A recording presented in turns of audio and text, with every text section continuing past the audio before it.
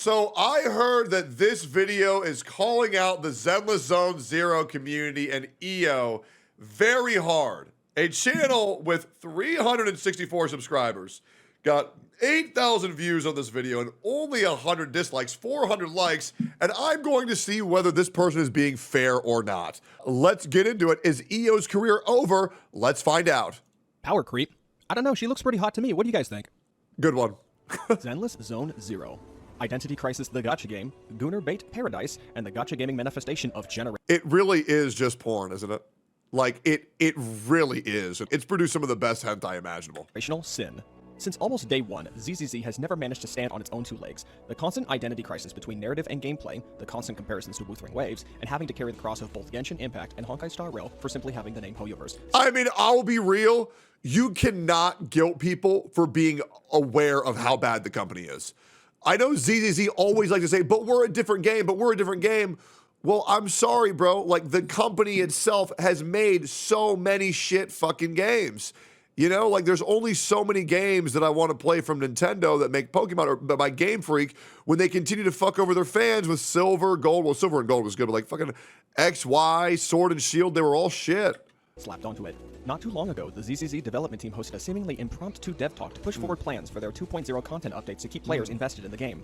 Early content reveals, gameplay reworks, and the possibility of buffing older characters, somehow before Honkai Star Rail could even get their first batch of confirmed character buffs out. Aren't you the game with the bigger staff and budget?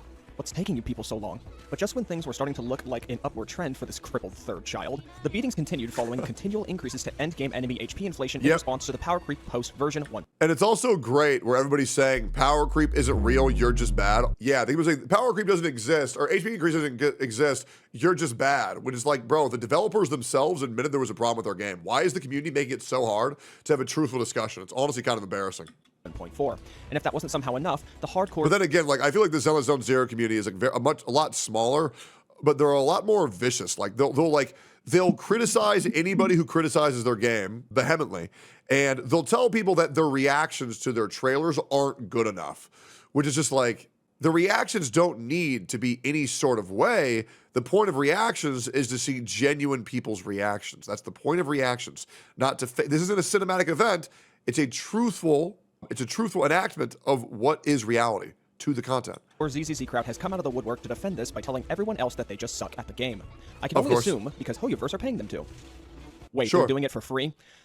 Oh no, that's even worse. I will be addressing the issue and why the situation is absolutely a developer-made problem and not a player one.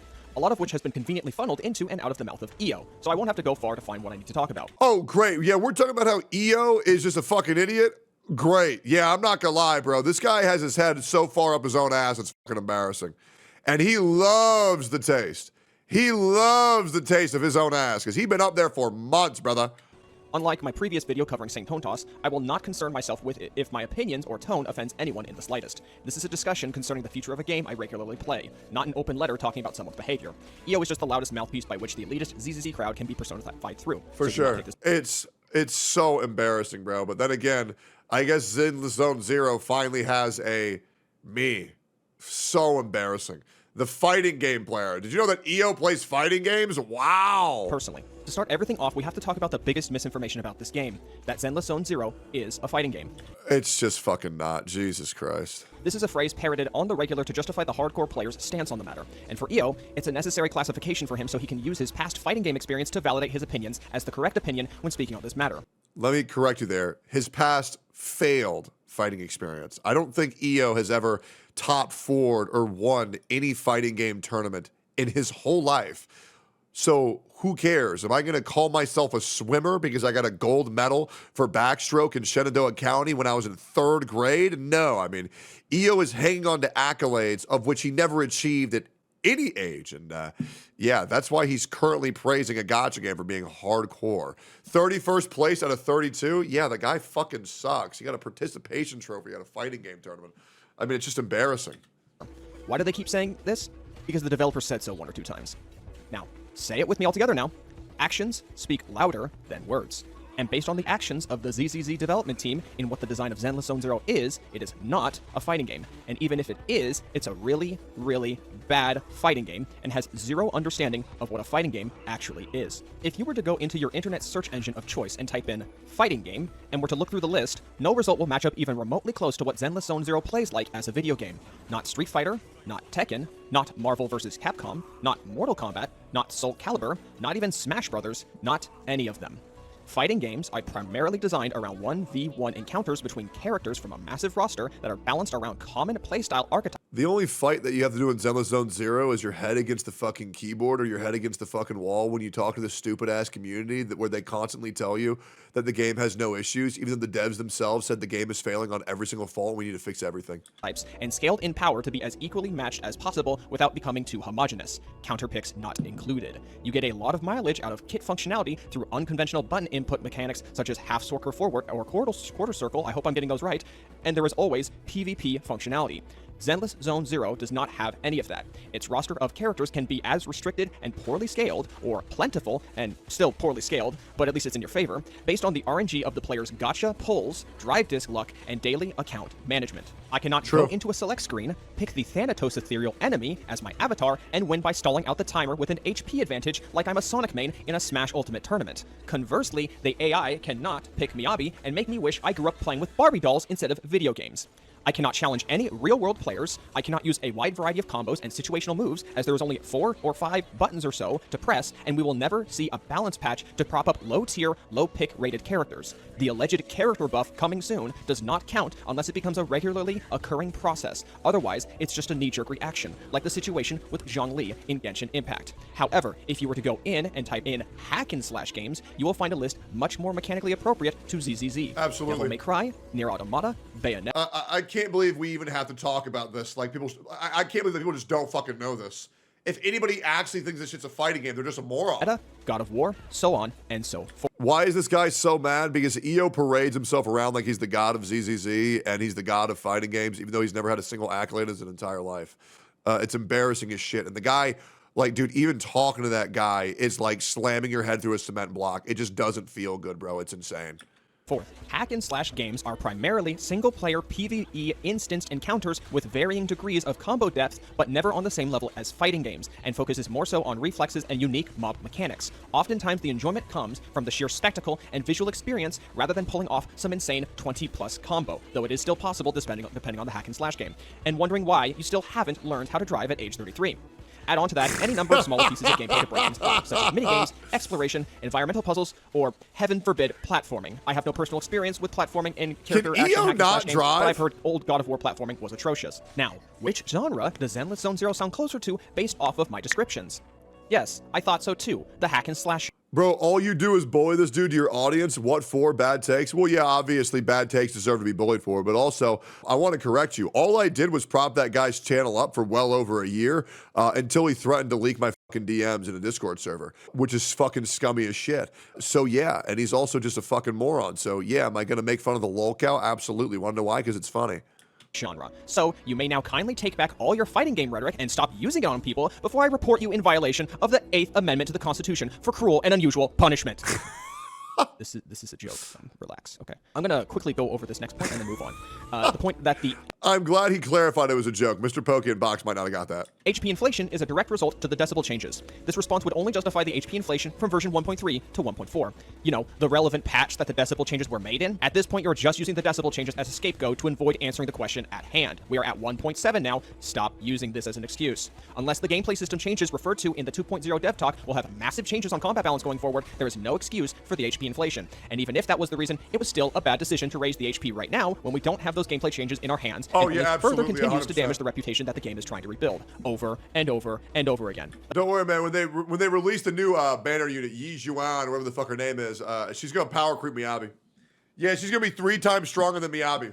So that all the HP increase will just make sense, right? And then they're gonna release a global passive that doubles the damage of all units. It'll make sense. Don't worry. Let's continue onward to the next counterpoint. Players don't learn how to play the game. Absolving EO to this day says that he never threatened to leak anything, and people still believe him. Yeah, that's insane considering that every other CC has already seen him doing that. Like, he tweeted it out.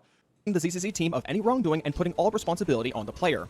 Of the big four gacha games, Zenless Zone Zero gives you the least information on how to play the game. EO and friends love to repeat themselves about how the game has told you from the start what you need to do to succeed, and that it is simply the players not following this information to achieve victory. What they fail to mention is how shallow this information is. Character trials are so incredibly bare bones, providing the minimum amount of information required to use a character's kit, and that is it. It does not provide tutorials for advanced swapping or animation canceling techniques. It does not suggest when or how long you should have any particular character on the field, and it oftentimes prioritizes telling players useless information that would sabotage the player more than help over something actually useful. Sokaku is a prime example of this. Shut up for a second.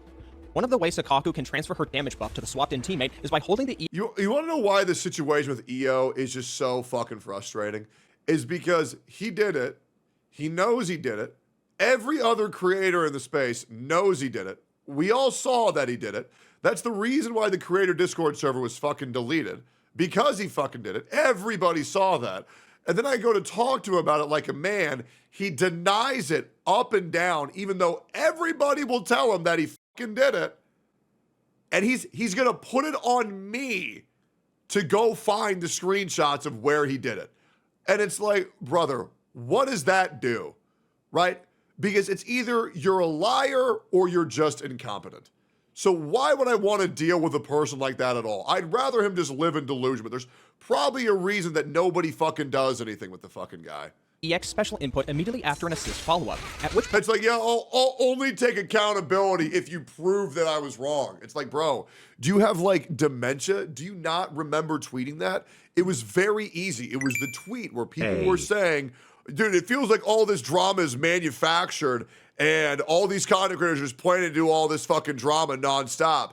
And then EO goes, yeah, bro, if I speak, ooh, it would not be good. Like, brother, shut up. Like, just don't be gay like that, bro. Like, even acknowledging that shit is so lame. Sokaku's parry animation will change at the end to a fly the flag attack and activate the assist prompt, allowing the person coming in to get the buff. You are not told this in the tutorial. Instead, the Sokaku tutorial decides it's more important for you to spend an entire segment hitting enemies 6 times with her enhanced basic attack for extra damage on your support agents. The information to let you know that Sokaku's parry animation can be segued into a fly the flag is found buried in her skills, specifically the assist follow-up section. Sokaku is not the only agent with bad tutorials. Coletta's tutorial fails to mention that she can gain her unique buff, Furnace Fire, from an assist follow-up. Zhu Yuan's tutorial fails to mention you can gain 1 enhanced shot shell from a dodge counter. Set's tutorial doesn't tell you that a dodge counter can segue into a faster EX special charge when it really should, and Ellen's tutorial doesn't mention that she can gain quick charge from a perfect dodge, despite how dependent Ellen is on generating flash freeze for her kit. I should know. I own an M2 Ellen with a W engine. She's the reason I installed the game. Well, okay, maybe the enemy Well, didn't that feel so good when she got power crept to fucking oblivion? tutorials can pick up the slack on what you need to learn to play the So game. good. Oh wait, there isn't any. This is just a straight-up downgrade to other competitors in the space for providing information to players. Girls Frontline 2 provides a massive breakdown for enemy skills, passives, buff and debuff effects, immunities, and weaknesses. It even lets you see a sequence of events for what bosses will use on their next turn, every turn in a cycle. Honkai Star Rail lets you examine enemy lineups and read all their movesets to get a basic outline of what they're going to do and how you... Yeah, but I'm gonna be real, bro. Like, this shit is just as bad as their story. Like, holy shit. There is no way anybody was like, oh yeah, let me just read this fucking 8 pages. Pegs and found it. HSRCCs probably have some secret Discord where they plan weekly drama to ensure views. If I speak. Yeah, man. What do you think that's implying? That's great. And you know what the worst thing is? There's even worse screenshots too, but that's one of them. That's definitely one of them. But yeah, nah, he never implied that he was gonna leak everything. He never implied that. Yeah, great. Yo, Amber, I think the tier 3 sub, man. Thank you so much. Appreciate that. You might be able to prepare for it. Even Genshin Impact provides a tutorial pop-up for every mob and boss with a basic outline of their mechanics and how to counter them when you first encounter them in a combat section. EO only really has one response he can use at this point to go into free training and figure out the characters and rotations yourself or alongside a guide. Oh boy, don't we love training areas? EO, newsflash. One of the major reasons why fighting games are so unapproachable to newcomers is because it's the only genre where learning organically as you play is so undeniably inferior to sitting in a static training area and grinding out a combo for hours until you perfect it. The only other example I can think of is trying to learn building in Fortnite, but considering no build is a recent addition and is so incredibly popular by people who hate building so much, myself included, I think you can tell where I'm going with this. Oh yeah. Morty, Rick, where are you? I'm in Fortnite, Morty. I'm cranking 90s, Morty. I'm cranking fucking 90s. Stop. And since I had just that explained how real? ZZZ is not a fighting game, maybe it's for the best you don't bring up the only actual similarity between the two being that they have the most boring way to effectively learn the more technical aspects of your character. It's not even a good training room. The enemy pool to choose from has not been updated since version 1.0, and the environment doesn't mirror a practical scenario for endgame content, like Shiyu Defense or Deadly Assault. Not even the Battle Tower. No waves, no environment buffs, no stopwatch feature to track your kill times, and level 70 mobs inside the training area are not representative of level 70 Shiyu Defense, Battle Tower, or Deadly Assault mobs. You can't even fight more than one enemy at a time. So, if the tutorials don't cut it, the training area is not up to scratch, and my only source of information is from a condescending person like EO, why would I want to put up with that? Moving on. Guys, I think this guy doesn't like EO, man. I feel like he doesn't like EO. Wait, this is the same guy who shits on Saint Tontas? Bro, I have a feeling this guy's probably making a video on me pretty soon, man. That's exciting. On to the next excuse, you need to grind better drive discs. Yo, real quick. Yo, Arikado Zodan, if you ever plan on making a video on why I'm a piece of shit, can you keep it underneath 18 minutes? That way I'll react. Thank you, bro. Yeah, I would love that. What do you think I've been doing, EO? I cannot believe the sheer amount of arrogance on display when your smoking gun is an M3 Soldier 11 performing a hitless run on a fire-weak Deadly Assault mob with only 2 bad substat rolls on their drive discs, and they reach the 20k point threshold in the last couple seconds of the fight. EO, this doesn't encourage me or inspire confidence that I can pull it off with a team of 3 and worse drive discs. All I'm thinking is that Soldier 11 isn't gonna clear the next Deadly Assault reset. Gear grinding in a majority of these games suck, and telling people to grind better gear is the equivalent to telling people that they just have to keep missing clears until RNG finally decides to bless them with competent gear. And if your criticism is that others fixate too much on Pridwin for their team comps and gear setups, let me remind you of something. Stamina is scarce. Resources are scarce. Building characters takes a long time. Of course, people are going to refer to popularly referenced source material for building characters. They are attempting to minimize lost investment on making the wrong decisions with their account. Why, just recently, I dumped a massive amount of resources into getting anomaly proficiency substat rolls for my Vivian, and I didn't get a single piece with more than +2 anomaly proficiency. Can I tell you something like God's honest truth? Zenless Zone Zero's gear system was so confusing to me, I just gave up. I'll be real, I don't even know how to farm gear. I don't. I just don't get it. Like like everything about this game, it sucks because it looks so good, but I don't know how to interface with the game at all. And I've tried. I've even gotten like people to come and try to teach me the game, but playing it feels so foreign to me. I just don't get it. Was that At my all. fault? Of course it wasn't. Saying you sure that's want to make it why out to be I like quit. it's my True, fault. true. Like I've done Physical something waste of time. wrong, True. And saying that it shouldn't be a problem Easier just than because you Genshin get free 8 drive really? disc It's so attempts every confusing week to from me. Hollow Zero means nothing if those attempts don't have a minimum guarantee tied to them. It's just more chances at garbage. Honkai Star Rail let you get free planar ornament runs every week, yet the relic system was still ass. Yes, between all 3 Hoyo gachas, ZCZ is objectively the best one when it comes to farming gear. No random substat Really? reroll values, a plethora of crafting materials, and generous amounts of main stat selectors from patch to patch when compared Yeah, maybe. I just can't figure out how to do it. I just can't. to the other games. However, there are still way too many things that can go wrong when rolling gear that make these improvements go often underappreciated. The best way to build good drive discs will always be to pull a character's signature W engine so you don't have to build good drive discs, just like with Genshin Impact and just like with Honkai Star Rail. The only gacha game as of right now in the modern gacha game space that I feel happy with the gear system in is Girls Frontline 2. My apologies, Wuthering Waves and Saint Tontas. You're just gonna have to take the L on this one. If you play Girls Frontline 2 for yourself, I promise you'll understand why I feel this way. In Girls Frontline 2, all the substats available for a single piece is revealed to you upon immediately when getting the piece. So you do Yeah, I feel like the gearing system for almost every gacha in existence is just fucking terrible to me. Like, I'm trying to think of any game where it's like good, but no, even Wizardry fucking sucks. Pokemon Go fucking sucks for the gearing system. Yeah, it just feels, I mean, I even hated Wuthering Waves. It just feels fucking miserable knowing that I can invest 8 hours of my time and get nothing. Right? Like, it just feels so bad. Like, it actually feels horrendously bad. I feel like Ethereal Restart might be pretty decent because you can farm all that shit on the back burner and it's not active play.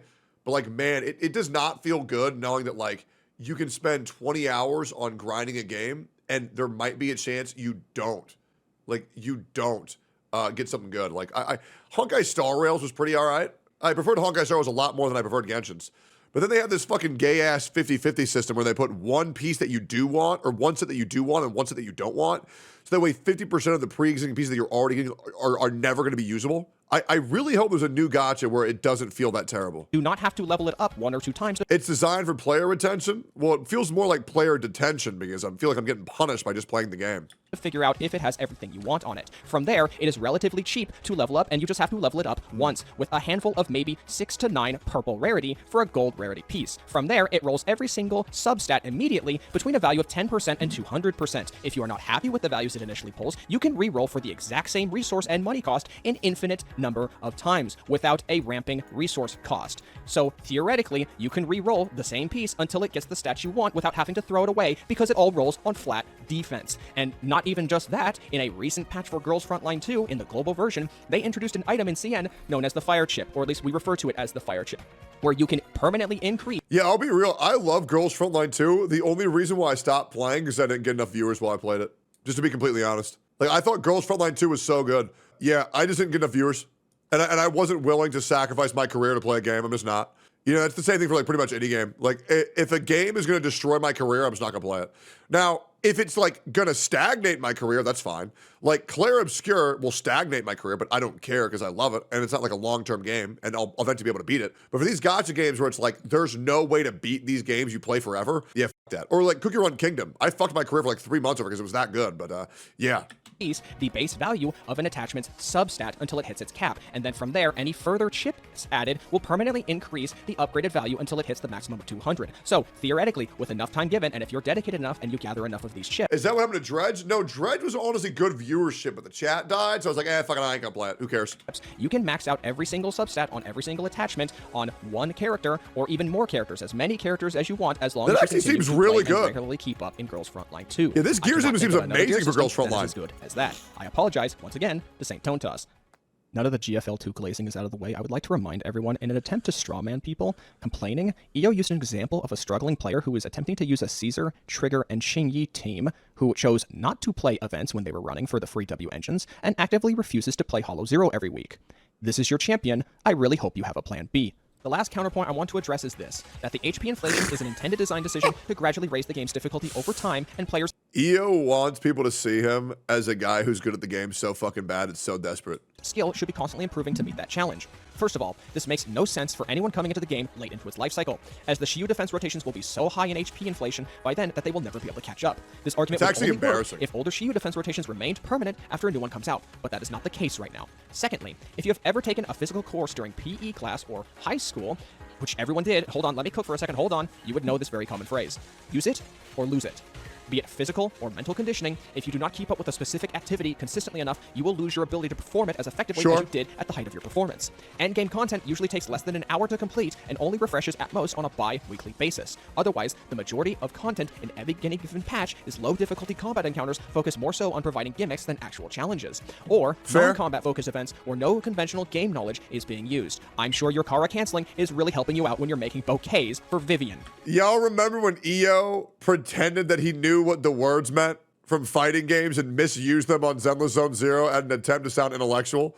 Like, if that's not such a Hassan move, I don't know what is. Negative Edge and Kara canceled. He wasn't doing either of them. It was so funny.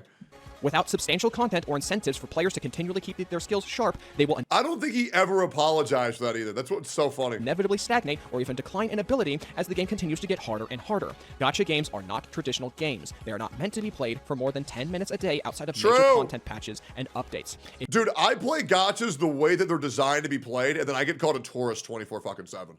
It's like, brother, that's the point of a gacha game, is to be a fucking tourist. Like, that is the point. Like, what does that even mean, man? If you are someone who puts an ungodly amount of hours into these games to min-max rotations and clear times, then I guess you really should be the only one getting praise in the Genshin community because I don't spend money on Genshin Impact. If you want a... What the f***? If you are still skeptical of the idea of HP inflation being used as a manipulative tactic to get people... Hey. You earned my subscribe for plugging that, man. That was great. Hell yeah. ...to spend more money on the game and pull more limited character duplicates and W engines, I would like to ask a moment for your time as I dig up this 12-year-old time capsule. A video from TotalBiscuit. WTF is Dead Space 3. Dead Space 3 was one of the games early on in the mid-2010s that Electronic Arts was attempting to heavily monetize alongside Mass Effect 3 before we even got into the loot box craze during that time period a few years later. Let me play the clip. Come on, it's unreasonable to exploit your franchise fans that way. It really is. So I'm pressing T to go to downloadable content here, and this is what's available. Someone said there was like 11 content packs. There isn't. There's like 1, 2, 3, 4, 5, 6, 7 piece of DLC. Bot capacity upgrade. This is an example of what I'm talking about here. Each scavenger bot it doubles the amount of resources that you get. I miss TotalBiscuit, man. His videos Why do you are want to so do that? good. Cheats used to be free. They used to be codes, and they used to be fun as well. This, the funny thing is, like something like this would probably have ended up being a cheat code. This I'm okay with. The bot accelerator, same thing, decreases harvesting time for the scavenger bots. This stuff shouldn't be in there. This definitely shouldn't be. Now, the main reason, if you want a main reason for why this shouldn't be here, rather than, oh, it's exploitative, try this on for size. When you put that into your game, it's business practice dangerously meddling with game mechanics, balance, pacing, and overall game design. That should never happen. You want to know why? Because you end up in a situation where they deliberately decrease the amount of resources that you get in order to encourage you to buy stuff. So they're screwing with game balance in order to make you buy things. I cannot speak to whether or not this game does this. From what I can tell at the early stages, it doesn't, but it could. And if you introduce that element into your game, then you're going to also introduce that element of doubt into your player base. You don't want to do that. It's stupidly exploitative, and it needs to go. This stuff should not be there at all. When a video game presents payment options beyond an initial entry fee, there is a profit incentive to artificially tamper with and butcher elements of your game to get people to spend money in it. Now, I understand this is a gacha game. We all came in free to play, and I'm sure we are all aware of this by now, but there is, of course, a limit to everything. And in this case, the most important thing in any gacha game for any player to stick around is maintaining the illusion that the player is, 1, having their time respected, and 2, they're in control. I think the #1 factor is make the fucking game good. And I'm gonna be real. A lot of games ain't me doing that in big 2025. Neither one of these things existed in the first place, but it's the illusion that is most important.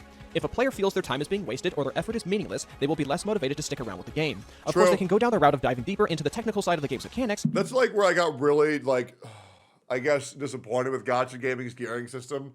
Is that, like, it just always feels useless. You know what I mean? Like, artifact sets feel useless because, like, you'll farm a good artifact set, and then in 6 months, you'll be told that your artifact set is actually 20% worse than the new one that was just released, and get back on the hamster wheel, you fat fuck. And it's like, oh, God, here we go. But that should happen naturally by someone's personal drive to go the extra mile. What we are seeing is effectively a low-skill player tax, as they're being punished for not dancing like a fool at the whims of the developers. And to continue on my previous point about someone wanting to go the extra mile by themselves, I would like to remind everyone that because of the daily nature of these gacha games, both the stamina, dailies, and time-limited events, that these games... Yo, YouTube chat, I love you. Make sure to subscribe to the channel and make sure to turn on the bell for all notifications. I would greatly appreciate that, and welcome to the stream if you're new here. I just want to give you guys a little bit of a heart because I know I can't show you guys up here, but I am seeing you the whole time, and I appreciate you guys. Games are designed inorganically in a way for you to treat it like a forever game. Most people, if not almost everyone in this space, probably are not playing these gacha games on a daily basis because they want to. It's because they are incentivized, or more specifically, punished for not picking these games back up every day, in one way or another, to greater or lesser extents. Since these people will almost always be stuck around playing the game, there will be a degree of fatigue that will be felt as they continue to do day-to-day tasks, especially if the games do not update themselves consistently with quality of life updates to make it feel like there is some positive change, and they can keep going as they have less and less motivation to log in every day, and that is just something that is just going to happen when you keep playing for something forever and ever. I highly doubt you can keep playing your favorite video game all the time and you need a break for it at one point or another. Gacha games don't afford you this because they don't want you to. And on that note, if somebody is tuckered out from just simply the day-to-day menial tasks within a gacha game, what makes you think that they want to make the personal push to go the extra mile? I think dailies should not take more than 5 minutes. I think you're going to log on, get all your dailies done in less than 5 minutes. To be honest, I would opt to say I don't think dailies should take more than 1 minute. That's unreasonable. I would say more than 5 minutes, what the fuck are we doing?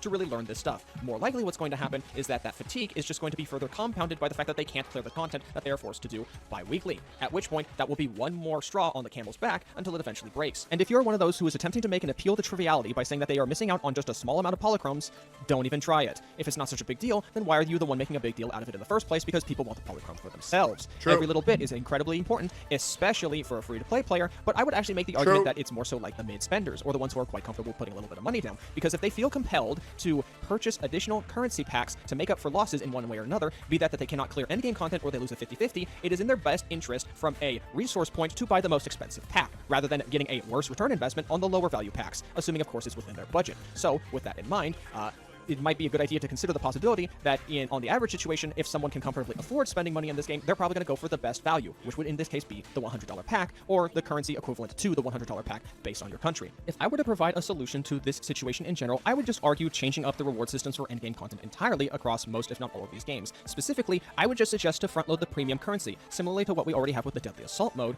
in Zenless Zone Zero. But instead, I would apply that to as many modes as possible, but still provide additional challenges after the end of the polychromes, but instead provide something more tangible to an endgame account. It's probably something like the hamster cage passes, or something equivalent for endgame progression and min-maxing character builds. To bring up Girls Frontline 2 as an example again, I would like to present their two endgame modes, Gunsmoke Frontline and Expansion Drills. Gunsmoke Frontline is an endgame mode for the game's skill. And with that, I have said all I wanted to in regards to the Zenless Zone Zero HP inflation controversy. Since day one, I have always treated ZZZ as a sort of speculative investment that had the potential through trial by fire to become the better game amongst Hoyoverse's lineup. As of right now, you know how many times I've seen this chick making that pose while two Zenless Zone Zero characters are just getting fucking railed? Bro, it's so immersive every time. I am continually being let down by the potential ZZZ could reach. It's really frustrating how everyone wanted the TV mode gone, they got their wish, yet now all ZZZ is known for is an example of how Hoyoverse can only improve their games by removing content from them instead of actually improving them. And is that not just so sad? The biggest updates and the best updates have been the ones where they take the pre-existing content out. And I guarantee you that's what 2.0 is going to do as well. Like, at a certain point, like, you gotta acknowledge how bad of a look that is for the game, guys, where we're getting excited for them to remove the game. Like, it's nuts. I wouldn't make a request like this under normal circumstances, however, I feel compelled to do so now.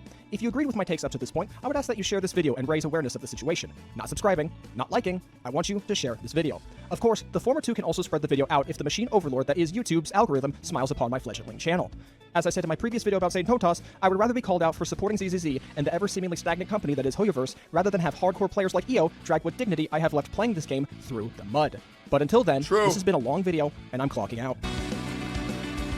I'm actually very curious. I mean, I think this guy's videos are very well informed, they're very well presented, and it's exciting to see somebody who's that passionate about the game make videos. I hope to see more from that guy. That was honestly great, but yeah, if you're the one denying Zenless Zone Zero's flaws and saying everybody who's complaining is just bad, well, this isn't one of those scenarios, and I feel like you really need to get your head out of your ass and drop the ego, man.